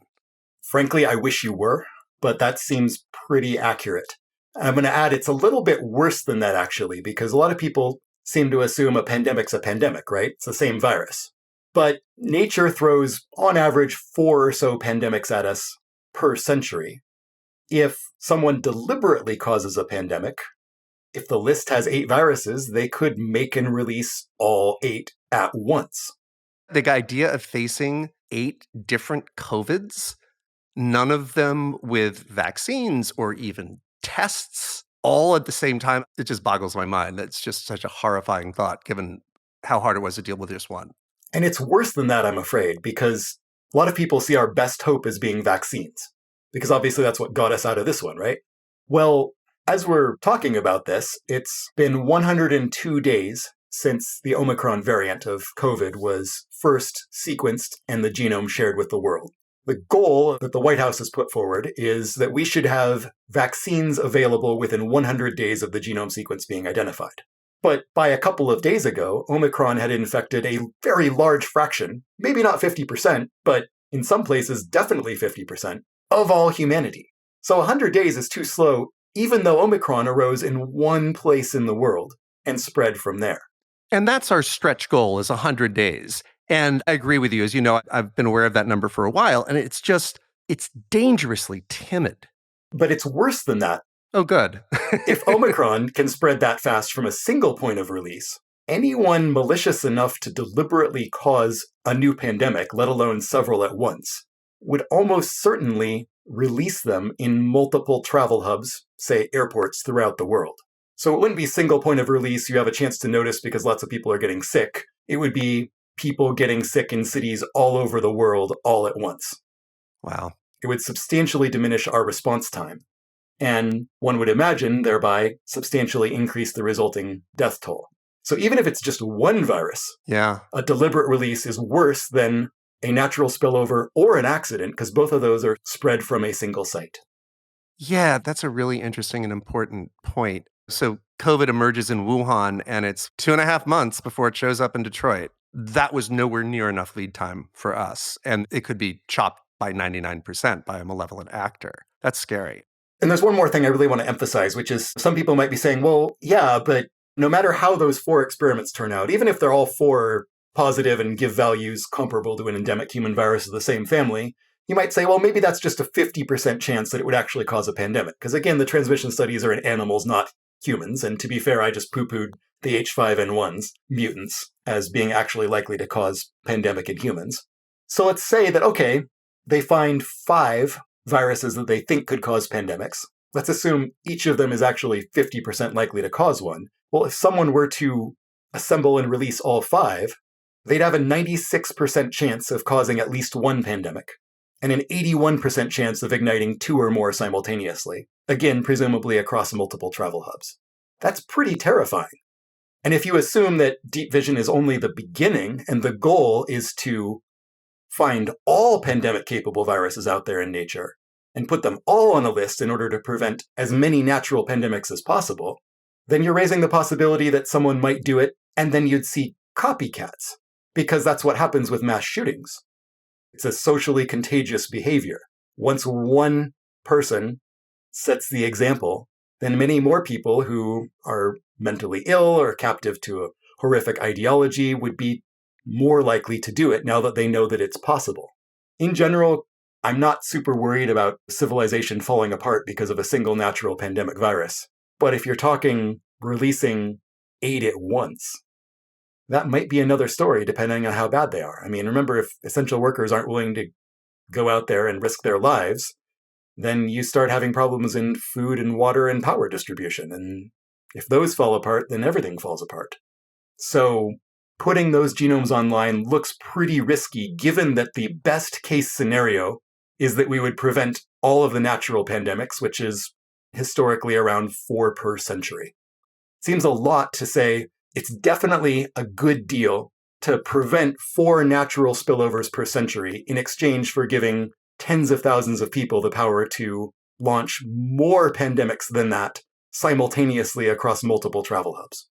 In light of all of that, I don't know how you could argue against the statement that if deep vision is spun up and succeeds, the exposure humanity faces to malevolently inflicted pandemics skyrockets, even if deep vision finishes its job and none of this work is ever done again, which is, first of all, a completely naive assumption. I don't think anybody would make that, given that there's momentum to do more and more of this rather than less and less of this in USAID, of all places, which we'll discuss in a bit. And that brings me to my last quote from Deep Vision's NOFO. The U.S. Agency for International Development, parentheses USAID, seeks to assist a limited number of countries with a focus on Africa, Asia, and Latin America to establish capacity to detect, characterize, and disseminate information and findings regarding previously unknown viruses that have originated in wildlife. Correct me if I'm wrong, but basically it says, in addition to doing this stuff ourselves, we are going to be training lots of foreign countries to also do this. And it's noteworthy that if this training, which is currently specialized and will probably enjoy many breakthroughs as a result of $125 million of funding over 5 years, you're going to have a lot of smart people concentrating on characterizing better, cheaper, faster, which wouldn't otherwise happen without this program. So if deep vision succeeds and society continues tripling down on this stuff, this work will be, as a consequence, done on foreign soil where the US government has absolutely no sway or say, will eventually be done with tools that are far better than what we've got right now, tools and techniques. So this is the horse out of the barn that doesn't actually yet exist on the internet with a relatively limited set of sort of dangerous viruses that are there. Now, there is one factor that I should probably point out, which is, suppose we're concerned about state bioweapons programs. If they were to say, don't mess with us, we have the ability to launch new pandemics, no one would believe them. I would laugh and say, I can fabricate data too. That's cute. But if it's done by Deep Vision funding a bunch of independent labs who are well-meaning because they want to prevent natural pandemics and they just haven't thought about the security risk, if they publish that data, I believe it. If it's done by independent labs who don't have a motive to have a pandemic in their pocket, it's going to be believable in a way that it won't be if malicious actors try to do it themselves. And I think this is one of the most powerful and original arguments that I've heard about the danger of this kind of genomic information being out there. And I hadn't thought about it until you first mentioned it to me on the phone before. If, I don't know, an environmental extremist movement or a frightening anonymous source on the internet, or even a state actor like North Korea, were to say, hello world, I am going to inflict a devastating pandemic unless you meet my demands, it would be laughed off. It would freak people out. It would probably get a lot of coverage on CNN, but the scientists who are in a position to inform the national security apparatus in various countries about whether or not to take this threat seriously will say this is just not feasible. That totally changes when a genome that the world would not have known otherwise is definitively blessed and publicized by a brilliant scientific group as being that thing. Once that work has been done, which wouldn't be done otherwise, now all of a sudden we know 30,000 and perhaps quite a bit more people can follow that recipe overnight. And what that means is we could suddenly go through a terrifying series of hijackings of the attention and the stress levels of the world with all kinds of people issuing those threats, and they don't even have to have access to one of those 30,000 people that could make that virus. They just have to say it because it's suddenly credible. Nobody will be able to deny that it's impossible for one of those 30,000 people to be under the control of this terrifying anonymous source online, or this terrorist group, or this rogue actor, or whatever. And that alone is just wildly disruptive. It's one thing if a kid pulls the fire alarm in their school to get out of their science exam or whatever. But if that kid calls the school and says, I have a hydrogen bomb that's ready to go off, no one's going to get that alarmed. The creation of this credibility empowers so many more people than, quote unquote, just the 30,000 people who could act on it to do awful things in the world. And it's arguably even more likely because the people who might make that threat may in their inner conscience say, I'm actually not going to do it. I don't have a gun. I'm just holding up the liquor store with a squirt gun. No one's going to get hurt. Might actually make them more likely to move ahead with that kind of thing than it would be for a state actor to do something. Yeah, I'm actually at least as afraid of not just non-state actors, but even just individuals, mentally ill or otherwise. So, Seiichi Endo was a member of this apocalyptic terrorist cult, Aum Shinrikyo, in Japan. Aum was responsible for making and releasing chemical weapons that killed a bunch of people in Japanese cities in the early mid-1990s. But before he joined the cult, Endo was a graduate-trained virologist, and he sought to obtain samples of Ebola for use against civilians, and was unsuccessful. James Holmes, who is a convicted mass murderer, the Aurora shooter, quit his life sciences Ph.D. program not long before he opened fire in the theater. And, of course, pre-Al-Qaeda, the most famous terrorist was arguably the Unabomber. Ted Kaczynski was a brilliant mathematics professor who referred in his manifesto to the immense power of biotechnology, even though he wrote it decades ago.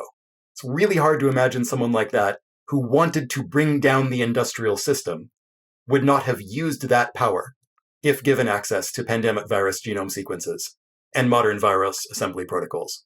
And that's not even getting to groups like Daesh, ISIS, and other kinds of terrorists. Folks who might actually be tempted to use it, even if it would hit their own people. Yeah, and the omnicidal factor, if we can call it that, is something that I think people very frequently miss because it's easy to rule out a majority of bad guys who normally dominate international headlines. We can safely say that Putin, Xi, indeed North Korea, are wildly unlikely to inflict a pandemic on the world because they have so many people to protect and so much to lose. And if we're in the mindset that it takes a major state actor to do such a thing, there is a bit of mutual assured destruction built into that. There's radical deep ecologists who don't think much of humanity in general and might think that the world is better off with a whole lot fewer humans. There's folks who have those persuasions who have called for it. Certainly, it's unclear whether a group like Al-Qaeda would actually have unleashed something that would hit their supporters as well, but quite possibly. I mean, they did put out a call for brothers with skills in microbiology in 2010 to make biological weapons of mass destruction. And then maybe one of the most haunting ones is folks with the mindset of the Germanwings pilot who decided to commit suicide. He was mentally ill, didn't disclose his mental state, and decided to end it all by flying the plane into a mountain. Yeah, in the United States, I'll add, we have an average of more than one mass shooting per day. So that suicidal mass murder instinct is out there and the omnicidal instinct is out there. And then there's, just thinking out loud, like there could be other people who don't realize quite how deadly the thing they're doing is and might have some sort of boneheaded, cunning plan. Like I could imagine somebody saying, ooh, I remember the markets crashing when COVID came out. I'm going to release something, short the market, make a pile of money, and stockpile gas masks. It sounds moronic and absurd, but there's 7 billion people in the world, and moronic, absurd ideas occur to at least some of us each and every day. Okay, now I want to get into the final and in some ways, maybe even the most important part of our conversation with a little bit of a preamble. It's obviously abundantly clear that I am horrified by the agenda and the prospects of this program called Deep Vision. But I'm going to try to do my very best to push back with every argument that I have heard of or have dreamt up on my own in favor of Deep Vision, because there is another side to this story. And the people behind this program are extremely smart and well-intentioned. And I'll also add that when I personally first heard about Predict, it was when the news broke about it being shut down. And that actually happened either right before or right as the pandemic was starting. And at the time, I thought this was insane because zoonotic spillover has obviously happened before. It will obviously happen again. And how can we defend ourselves against it if we don't study our enemies? So I'm actually very sympathetic to these arguments. So let's go back and forth. And I'm really going to try to make every argument I'm capable of in favor of this. So as much as the other side as we can possibly deliver. So my first question to you, which is the question that was in my mind when this thing was first shut down, shouldn't we want to know who the bad guys are and where they live before they strike? Shouldn't we want to know where the dangerous pandemics dwell and know exactly what they look like? Isn't that a bit like putting wanted posters all over the Wild West? It's an extremely intuitive and compelling rationale. And most of the time it's true. The problem is that it's kind of like saying, here's a wanted poster for this particular device, which happens to be the detailed schematics for a hydrogen bomb, and peppering the world with different blueprints for hydrogen bombs or equipment necessary to make hydrogen bombs in order to identify people who might be making hydrogen bombs. It's not a perfect analogy, but it's hard at the top level to say, okay, best case scenario, we prevent all natural pandemics. Is that worth giving these tens of thousands of people the power to release more pandemics than would normally occur in a century, all at once?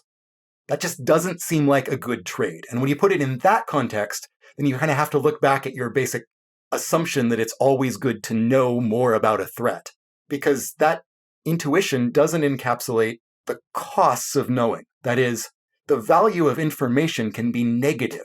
That's the whole point of an information hazard. And there's actually a whole field of modeling in information theory on calculating the value of information. When should you run an experiment to learn more? And it tends to assume that the information is always positive, and the question is the cost of running the experiment worth reducing your uncertainty about what would happen in the world? But it's also possible for the value of information to be negative. And you can imagine an extreme case. Suppose you figured out some way of creating a singularity on Earth that would devour the planet, to give the absurd example. Would we want humanity, anyone in humanity, to know that that is possible? Probably better off if no one ever knows that that's possible. And because of the credibility issue and the difficulty of doing this kind of research, it looks a lot like if we don't go there, then there won't be credible, pandemic-capable virus blueprints online for quite some time. That's not going to last forever. We will eventually lose. They will eventually go up there, whether through this kind of route or another one. But the longer we can push it off, the more time we have to build actually effective defenses. And it's important not for listeners to come away with a sense of doom and gloom, because it's also true that even for the scenario where people release multiple pandemic-capable viruses all at once in multiple airports, if we have sequencing-based monitoring systems in place everywhere, we'll pick them up nearly immediately, certainly before they spread too widely through air travel, and be able to put on our protective equipment. And if we actually tried, we could probably build comfortable, even stylish equipment that keeps you from getting infected with viruses. And we could make it available to everyone who is required to keep food and water and power flowing for as long as it takes to stamp out the virus entirely. And if we had that kind of equipment available, and the threat was that salient, we could do it. Even after COVID, even after our manifest failure in so many ways, with that kind of technological advantage, I think we could do it. But we can't do it today. So it's really hard to make the argument that the threat of natural pandemics could ever be enough to justify creating that risk of deliberate misuse that could be so much worse because humans make better terrorists than nature. Even if we can't make viruses worse than nature, we make better terrorists. I think the main difference between folks who think that this kind of attitude towards understanding the threat as thoroughly as possible, no matter what, assume that all technologies favor defense. That no matter how bad it is, if we just know more, we can come up with some kind of effective defense. But that's just not how the world necessarily works. And we know that from nuclear weapons, but also, frankly, we should know that from COVID, because we weren't able to effectively defend against COVID, even though we arguably should have been. Certainly some nations did much better than others. But right now, you can't say that understanding viruses better is, especially given our difficulties reliably making vaccines quickly enough, is plausibly going to mitigate the damage from any pandemic enough to warrant the kind of offense that you're giving to individuals. One individual can launch pandemics, and the entire world has to frantically make vaccines, test them, approve them, manufacture them, and distribute them, if we can even do that. And then the offense can do it again. It takes so much less effort if you have a list of many different pandemic-capable viruses to choose from.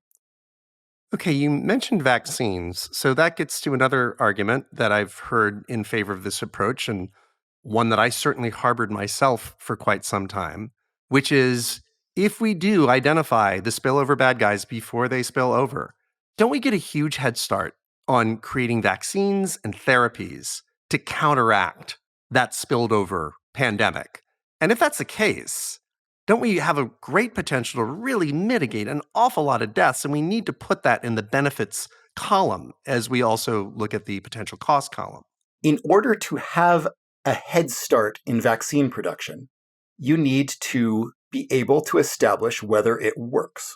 And if you're trying to develop a vaccine against a virus that has never infected a human before, the only way to test efficacy, that is to run what's called a phase 2 clinical trial, would be to deliberately infect a bunch of people with a virus of unknown lethality that we think might cause a pandemic. Now, that's what's called a challenge trial, and we weren't willing to do that even for COVID until well over a year into the pandemic. Would we really be willing to do it for a virus that was isolated from animals and might never actually infect a human or certainly ever take off as a pandemic? What if we discover a couple dozen viruses? Are we going to do it for all of them? Then you have to take into account how fast mRNA vaccines can be designed. Basically a day. I mean, Moderna's was famously in less than 48 hours. I'm sure we can do it within 24 now. If you can design the vaccine within a day, and you already have production facilities that allow you to churn out tons of doses very quickly, because again, you're just making RNA, you're just changing the sequence. It's very easy to specify it for a new virus. Then there's no reason why you can't run a combined phase 1 and phase 2 trial immediately. Because one of the best things that NIH has called for and is now working on, with White House support, is a program to develop one vaccine for a virus of every family. Because if you do that, and we actually have some idea of this from many viruses, they're already ongoing, then you know roughly what dose you need to use for your mRNA vaccine against that family. If there's a pandemic already going, you should be making your mRNA vaccine candidate and getting it in people's arms who are high risk in order to protect them as soon as possible, because you already know that an mRNA vaccine for a related virus at a given dosage was safe and effective. So, given that, you wouldn't save even a single full day of vaccine development by knowing the virus in advance. Very few people know how quickly Moderna was developed, and I think it's an important factual point to lay out there without any editorializing. This is just fact. I think it was something like 342 days between when Moderna and most of the non-Chinese world got the genome for COVID. It's 300 and something, mid to lower 300s of days before the vaccine came out. But what few realize is that roughly 2 of those days were the total vaccine development timeframe, and the rest of it was testing, safety, regulation. And the point well taken that it doesn't take long at all to make one of these vaccines. But it's really important to note the development of the formula for the vaccine is much briefer than the time necessary, as we've seen with COVID, to create 7 billion of them to vaccinate the world, or even 350 million of them to vaccinate our own country. That just took many months in the case of the US till we got to the point where anybody who wanted a vaccine could get it. And we're nowhere near that point with the world yet. So wouldn't it be beneficial to do the deep vision work, to find the plausible bad guys, and to just stockpile billions or hundreds of millions or whatever the appropriate number is of those vaccines so we are in a position to snuff it immediately? Well, what you just described sounds a lot like spending an awful lot of money stockpiling doses of vaccines that we're not actually sure work yet, so that you can do what amounts to a phase 1 plus phase 2 trial of ring vaccination to try to stamp out an epidemic before it becomes a pandemic. Define ring vaccination. So ring vaccination is what we use to get rid of smallpox, for example. And it's where you have a case and you essentially give everyone in the area who might plausibly have come in contact with them a jab, just in case. You do some contact tracing if you can, but it's more like list everyone you know, plus everyone who lives or works within 10 blocks of your home or workplace, respectively. We're just going to vaccinate everyone to a couple of degrees of contact out, or even whole cities, if need be.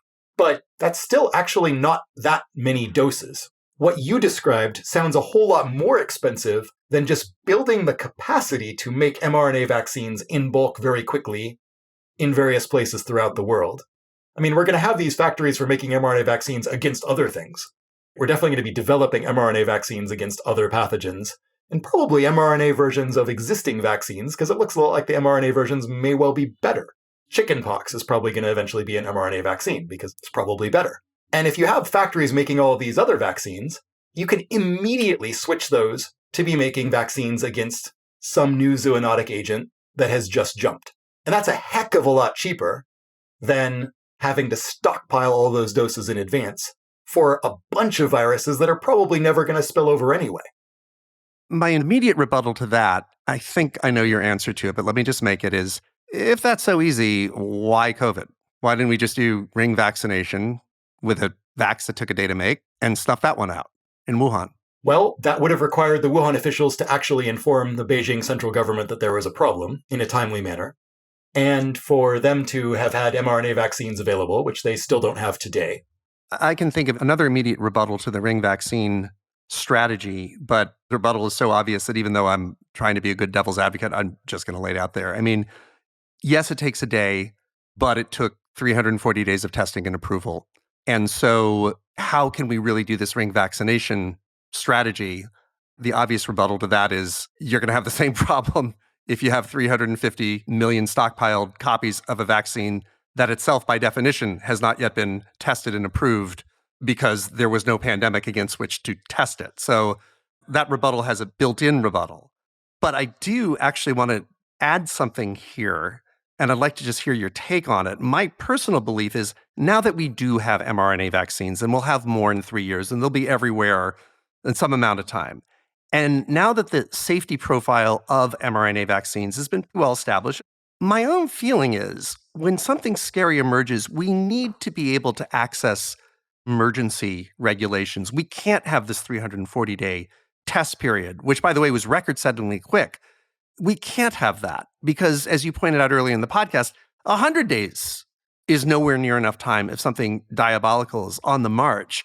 And so this is something I've thought about on my own. I'm wondering if you think it's a crazy idea to have ready-to-go, pre-approved, pre-thought through, pre-debated, pre-protocolized emergency provisions that if something really awful starts to happen, Society X, whether it's us or a country in the hot human-animal interface, can basically flip a switch and say, as soon as we have a high confidence vaccine, very high confidence in safety and pretty damn good confidence in efficacy because we've been doing mRNA for X years now, we can at least allow people to take that voluntarily rather than waiting 340 days before they can take it. What do you think of that as a tool that whether we take the stockpiled approach or the ring vaccination approach, I kind of feel like we need that tool? I mean, what you say makes so much sense that it hurts. And it hurts especially knowing that so many of those 300 odd days could have been avoided given appropriate institutional incentives that were sadly lacking at both FDA and CDC. But it's not really to single out those agencies in particular, because it's not like international agencies did that much better. And to be fair, mRNA vaccines were new. It took time for the manufacturing scale up. It just wasn't there. So even though a lot of lives could have been saved by accelerating the regulatory approval, which could then let the companies in confidence build up even faster than under Operation Warp Speed, there is a limit to how fast we could have done it when mRNA vaccines were new. And in future, we'll be able to do it much faster, which means that the regulatory approval is the sticking point even more.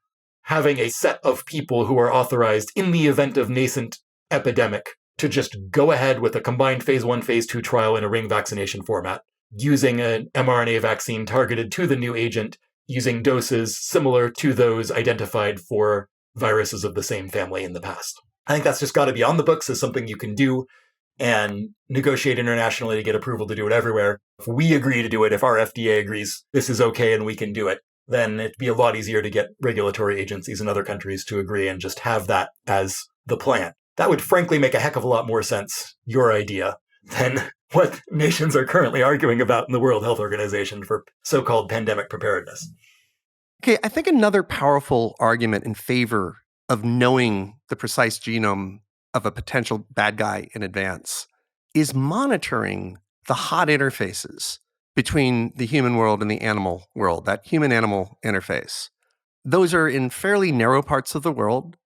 And it seems that if we do identify the likely spillovers from a particular region, we can put a lot of muscle into that interface, specifically targeted at this one bad guy that might emerge from there. And we're going to inevitably put much more muscle in there, into that early detection in that geographically specific place than we would if we never did the work that Deep Vision proposes to do. I think that's inarguable that you could. It's not clear how much better it would be than just looking at the animal-human interface again without looking for which specific viruses you think would actually cause pandemics were they to spill over. And instead saying which animals cause the most spillover events in which communities, and can we work to prevent those? So you're arguing that those hot interfaces between the animal and human world can be carefully monitored even in the absence of the precise genome. How would that happen, and how easy is that to do, and does it require new technology or enormous budgets? Well, so that's what the technology that's already made Deep Vision's job easier is doing. That is, they're going out there and they're monitoring people who are often exposed to animals and checking to see which animal viruses they have been exposed to. Or even they're just getting a lot of samples from the animals that people are most likely to contact and sequencing them. And that would let you create a model of which creatures are highest risk. And the thing is, identifying that, say, a particular kind of bat is high risk because of the suite of viruses to which is it exposed and how often viruses from it end up in people in regions nearby. That doesn't give anyone blueprints that could be used to cause a new pandemic. But it does let you target interventions in communities, ensuring that anyone who might have been exposed to a bat gets much prompter medical care and diagnostics to see what it is they might have been infected with, and resources to contain that potential outbreak before it actually happens. Okay, next rebuttal, which I actually think is a very strong one, and which a number of people have put to me when I've raised this issue. The United States can control whether or not Deep Vision does this work, but we can't stop the rest of the world from doing it. Based on what you told me about the level of expertise and budget that it would require, there's probably not a lot of actors out there who could do this, and there's obviously no economic incentive for any private actors to do it, but nothing's stopping China, for instance, from doing this work. And wouldn't it be bad for China to do this work under the cloak of darkness, for them to identify 6 pathogens that we know nothing about, and then we have this information asymmetry? Isn't the danger of that frightening enough that we just can't let it happen, and we're kind of dragged into almost an arms race? Well, you have to ask, what do we really lose and what do they gain from that scenario? I mean, these are viruses that are going to kill their people as well. They're not strategically useful to great powers the way nuclear weapons are, because they can't be effectively targeted. And you could say, well, what if they hypothetically tried to develop vaccines in advance and vaccinate their people in advance? And there I would say, I think it's pretty hard to vaccinate 1 billion people without intelligence agencies noticing that you're doing it. And presumably getting a sample of whatever it is, or at least finding evidence of it. And even if you somehow manage to accomplish that feat, it's going to be awfully suspicious when it ravages every other country, but even your citizens abroad somehow never get it. That just seems quite a reach. I think normal deterrence really operates just fine in that scenario. And again, what do we gain from identifying it in advance? A day, when it comes to vaccine development. If we really do have that capability of make mRNA vaccines very quickly, which is, I certainly hope we have, and frankly, even if the government fails to invest in it, it looks a lot like the private sector is interested in doing that anyway because market forces to the rescue. Doesn't really look to me like we lose anything. So 2 responses to that. A, it would make no sense for China to do this unless, B, they start mobilizing in plain sight. To which I'll say, governments do stupid things all the time, even though they shouldn't. And as we can see with Russia and Ukraine right now, governments even marshal their forces in plain sight and de facto tell the world what you're going to do about it. So I'd feel better about the arguments you just presented if I believe that there was a plausible path to, say, the United States deciding vehemently against deep vision and then basically evangelizing that viewpoint to the rest of the world successfully. Could that happen realistically? Is there any shot of that? I think actually we are probably the hardest audience for that one. We'd be the hardest people to change the minds of, you mean? Honestly, yes. I think it's inarguable that if China's leadership decides this kind of thing shouldn't happen, it's not going to happen there. True. Whereas in the US, if we decide that this isn't going to happen and the government isn't going to fund it, then it's actually a lot harder for us to stop the private sector from doing it anyway. The Global Virome Project hoped to raise a couple $2 billion from government, yes, but also a lot of it from philanthropists to do this kind of research and assemble that ranked order list of viruses by threat level for all natural viruses using private money. And it's a lot harder for the United States to say you can't actually do that. There are some things we could do. Most notably, we could add most viruses with a hint of pandemic potential to this select agent list, which greatly increases the cost of working with them by requiring background checks and ensuring that physical samples are appropriately under lock and key and so forth. That could do a lot, but we still can't actually stop them unless we actually decided to ban the particular class of experiments required to identify a virus as pandemic capable. That is, though, to give your example, can it find the door? Can it find the key to the lock in order to get in? Can it take over the inside once it's there? And can it actually take over others using the animal transmission models? If we were to say, you know what? A pandemic-capable virus can kill as many people as a nuclear weapon. We spend somewhere between $2 and $70 billion a year on nuclear non-proliferation. Why don't we take pandemic proliferation similarly seriously? Internationally, there is a nuclear test ban treaty. Well, those 4 sets of experiments are the virological equivalents of nuclear testing.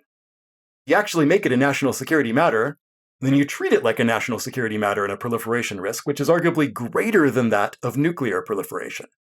Because again, there's 9 acknowledged nuclear powers versus tens of thousands of people that could gain access to these kinds of agents once the genomes are online. So I think that if you can convince USAID, which I think is eminently doable, and if you can convince NIH, which I think is much more difficult, but still possible, then we could absolutely take the case internationally that this is in our shared strategic interest as the international community to prevent people from doing this tiny subset, less than 1% of all virology, that is the equivalent of nuclear weapons testing. So tell me if this is a fair summary of that detailed response. It is definitely not in China's interest that this knowledge be discovered. They have a lot of people to protect. This is not targeted weapons. And even though governments do stupid things all the time, they're far less likely to do something stupid if it has been strenuously and persuasively argued to them, hey, guys, this is stupid. Okay, here's another, and again, I'm not just being devil's advocate. I think some of the arguments in favor of deep vision are pretty strong, although you've done a decent job of demolishing a couple of them already. But this is one that I think about a lot. I believe one of the greatest and most securing developments science could possibly conjure in the response to COVID would be so-called pan-familial vaccines, which, just brief pocket definition for those who aren't familiar with it, the notional panned coronavirus vaccine would immunize the lucky recipient against substantially all coronaviruses, of which there are countless numbers. And there was talk about, and even I believe the beginning of an effort back in 2003 in the wake of SARS, to gin up a pan-corona vaccine effort, which was understood would cost a lot of money and take many years. But after SARS petered out and didn't even kill 1,000 people, that focus was lost, not because it was scientifically impossible. It might be, but not because it was scientifically possible, because it became politically uninteresting. And it haunts me to think of how different the world would be right now had that pan-coronavirus vaccine in response to SARS been completed before MERS came along several years later, another coronavirus, and obviously before COVID came along. Now, isn't it true that the kind of virus hunting Deep Vision is proposing, isn't it going to get a lot more examples of a lot more corona and other viruses, paramyxoviruses, et cetera, to inform the development efforts of pan-familial vaccines? Because I imagine to do one of those things, you need as many examples as possible because you need to find the vulnerabilities that are conserved throughout the family. That's exactly right. If you want a broad-spectrum vaccine, you need a decent sample of the viruses within that family. What you don't need to know is which ones of those could cause pandemics in humans. Because if you have a pan-coronavirus vaccine and it works against a good fraction of the diversity, of the extreme diversity throughout the family, then you should believe that it'll work for all of them. Because you're not going to find every last coronavirus out there. You're only ever going to get a decent enough sample. So yeah, you do need to have the genome sequences of a bunch of the coronaviruses, but you don't need to know which ones of those viruses could cause pandemics. So here's where we will have to draw a really important distinction between the virus hunting part, or just sequencing viruses in nature to get an idea of what's out there, and the pandemic virus identification, which is where you go back in the lab and you run those 4 sets of characterization experiments. It's the latter that creates the problem from a security perspective. And you can do the former without doing the latter. So if I was in charge of Deep Vision, I would say, you know what? We already agreed that we would not continue to fund virus enhancement work, because PREDICT did fund the Wuhan Institute of Virology in not just finding a bunch of bat coronaviruses, but they also funded research in which the Wuhan folks made chimeras of some of the more dangerous looking ones, the ones that passed one or another of the tests, but not all of them, and mixed and matched the pieces to see if they could make something that was more dangerous.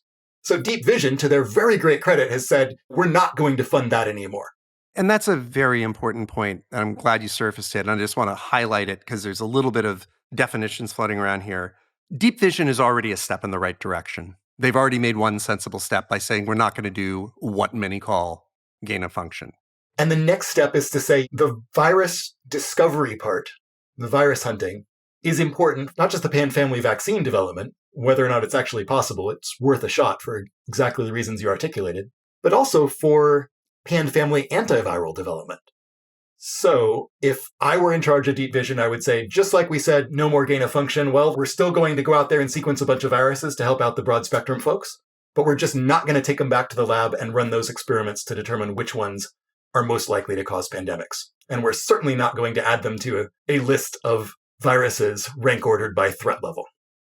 Now, just to drill down a little bit more on that fantasy situation of Kevin Esvelt, Deep Vision director, you pointed out that the characterization work is actually probably a very, very high percentage of the budget. So if you're running Deep Vision and you got that budget, what else would you do? Spend on the monitoring, not on the prediction. It's that simple. And there's an opportunity cost to budgets. I'll just point out an obvious fact. If they're spending 20 million of the 25 on characterization, they ain't got that 20 to spend it on these other things. And I know that takes me a little bit out of my semi-devil's advocate-y role, but I'm actually done with it because I've made, I'm pretty sure, all of the arguments that I've heard in favor of Deep Vision, some of which, as I said, aren't all that bad.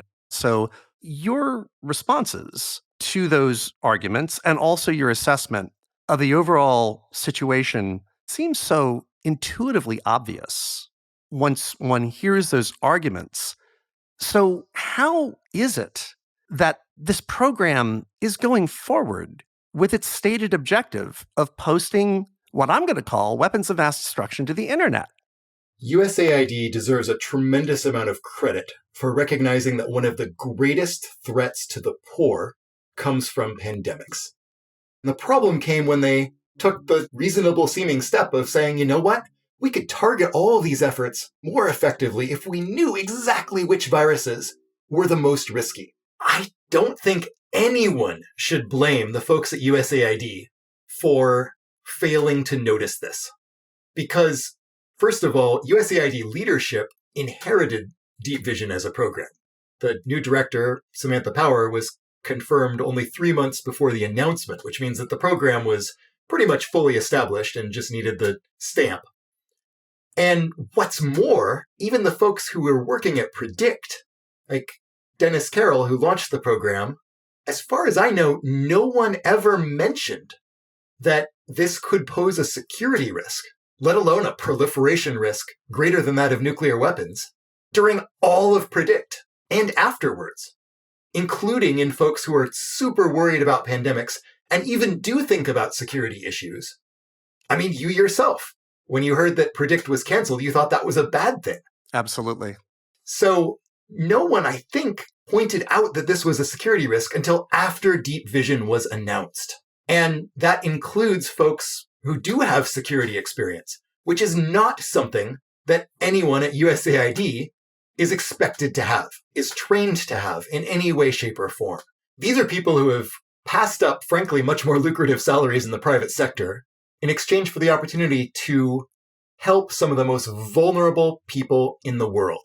The poorest of the poor, the folks who have really been left out of all the benefits that have accrued from all of the technologies that we've developed, all of the economic growth. And they identified pandemics as one of the things that could most harm the poor and vulnerable. And they were right. I mean, remember, they did this before COVID, more than a decade before COVID. And they did their best to come up with a program to prevent them. And they started out by doing the really reasonable thing, saying, we need to know which communities are most at risk.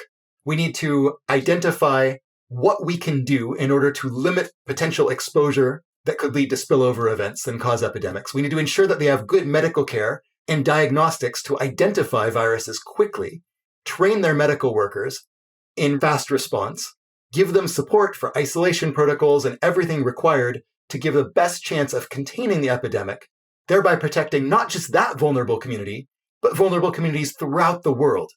And they did all this again pre-COVID. So that's to their tremendous credit. So bottom line, as self-evident as these arguments certainly seem to me, having heard them, they just were not self-evident until people like you started raising them. That happened very recently. The fact that nobody, not just inside of Predict, but in society, pointed to this danger over the 11-year history, I think, of Predict, makes it pretty clear that these are not obvious or natural arguments to rise in the mind of somebody who is not tasked with security, or even people who are. That's exactly right. You can't expect folks who have devoted their lives to serving the poor to recognize security risks that their work might be creating, when folks who do have that kind of security background also failed to recognize them.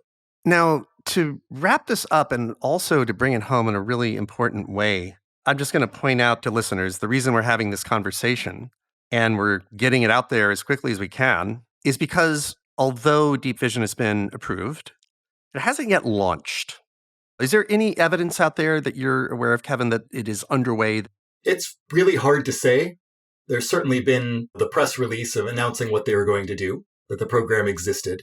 But there isn't anything out there suggesting that funds have been dispersed, certainly not to begin the characterization. And remember, the characterization comes after the virus discovery part. So even if they've begun the virus discovery, that doesn't mean they're taking them back to the lab and running those 4 classes of experiments that are, again, the virological equivalent of nuclear testing. So it's more or less beyond a shadow of a doubt that this train has not left the station, that deep vision's objectives might be shaped if people start thinking about them differently, or perhaps all of its budget could be directed toward anti-malaria, bed nets, or who knows. And as a statement of obvious fact, it's much easier to influence the shape and objective of a program before it starts than after X dozen or 100 people are working for it and are deep into their objectives. So now feels like a really important time to get these arguments out into the world, which is obviously why we're doing this. If anybody who's listening to this is concerned, what might they do to try to influence folks, to try to spread the word, etc.? Well, I don't want to be irritating and say everyone should do something that would really bury someone who is not even directly involved in this with a mess. But I would suggest, despite social media being consistently identified as being one of the high candidates for a net negative, USAID has a Twitter account at USAID. You could tweet at them and say, this program could do a lot of good in some ways, but the security risks inherent in pandemic virus identification seem pretty considerable. I think you should reconsider that and perhaps move all those funds into the other aspects of the program that could really contain a pandemic before it starts. Yeah, and I totally agree that it is probably counterproductive to bury any particular individual with messages on the subject. But in addition to tweeting at USAID, which is a great idea because I'm sure that account is monitored by the folks inside, people can go to usaid.gov/contact-us, where you will find the following message. General inquiries and messages to USAID may be submitted using the form below. They also have a phone number. And again, we don't know this factually, but it stands to reason that this is an email account or a submission process that is monitored. And USAID isn't like the IRS, where they get literally tens of millions of consumer requests in a very short period of time each year. So I think that's another mechanism. And perhaps a more reliable on-ramp to government is through elected representatives. If you reach out to a representative of whom you're a constituent, they do have staff to field all of those inbound messages. And I know this because I had quite a few friends in college whose job it was during their summers in Washington to deal with these things. I'll give the specifics in the outro, but just for now, if you live in Maryland, Virginia, Hawaii, Connecticut, Massachusetts, Tennessee, Kentucky, Texas, Wisconsin, Florida, New Jersey, or Idaho, it's a lot of states, you have a Senate representative on the United States Senate Foreign Relations Committee, on the State Department, and USAID management. So those would be good people to alert as well. And then, of course, there's social media, blogging, whatever megaphones you happen to have. If you feel like spreading this word, there's lots of ways to do it, and please do so, and we thank you. Kevin, is there anything we haven't hit on that you think is important that we should touch?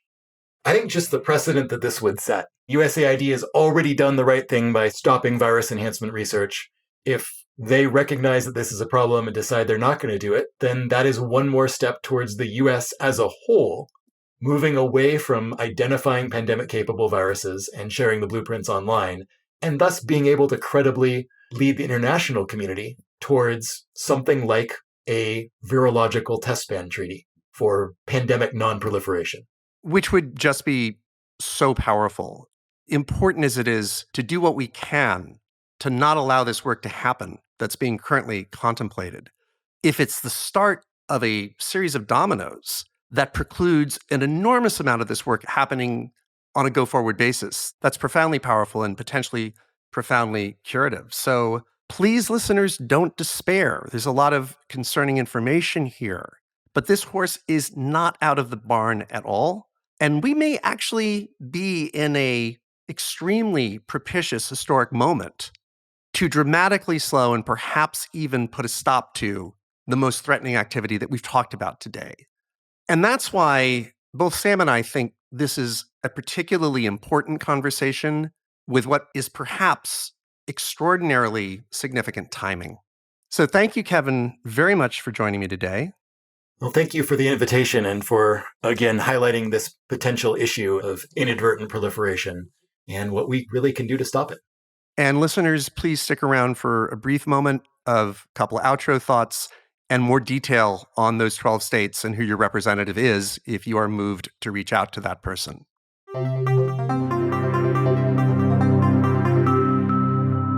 Okay, so that's a lot to process. But I hope you collected enough background information as well as a rich enough sense for both sides of the debate to make your own informed judgment about whether you share Kevin's concerns.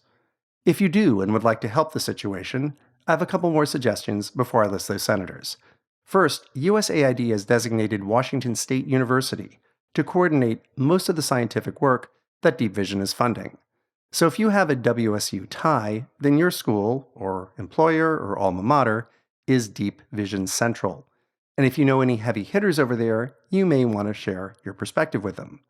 Next, after Kevin and I wrapped up, it occurred to me that at least someone who's hearing this, and maybe quite a few someones, probably knows Samantha Power, the head of USAID herself, or other heavy hitters inside the agency. If you are that someone and are deeply worried about this, then please pass on your feelings, or just a link to this episode to Samantha or one of her senior lieutenants. Finally, the members of the Senate Foreign Relations Subcommittee on State Department and USAID Management. Quite a mouthful. If you're from one of the 12 states I mentioned, here are your representatives on that subcommittee. Maryland, it's Ben Cardin, and he is the chair of the committee. Tennessee, it's Bill Hagerty, and he's the ranking member, which means he's the most senior member of the opposition party, currently the Republicans. For Virginia, Tim Kaine. Kentucky, Rand Paul. For Hawaii, Brian Schatz. For Texas, Ted Cruz. For Connecticut, Chris Murphy. For Wisconsin, Ron Johnson, which does rhyme. For Massachusetts, Ed Markey. For Florida, Marco Rubio. For New Jersey, Bob Menendez. And for Idaho, Jim Risch. And that's all I've got. So thank you so much for listening to all of this with an open mind.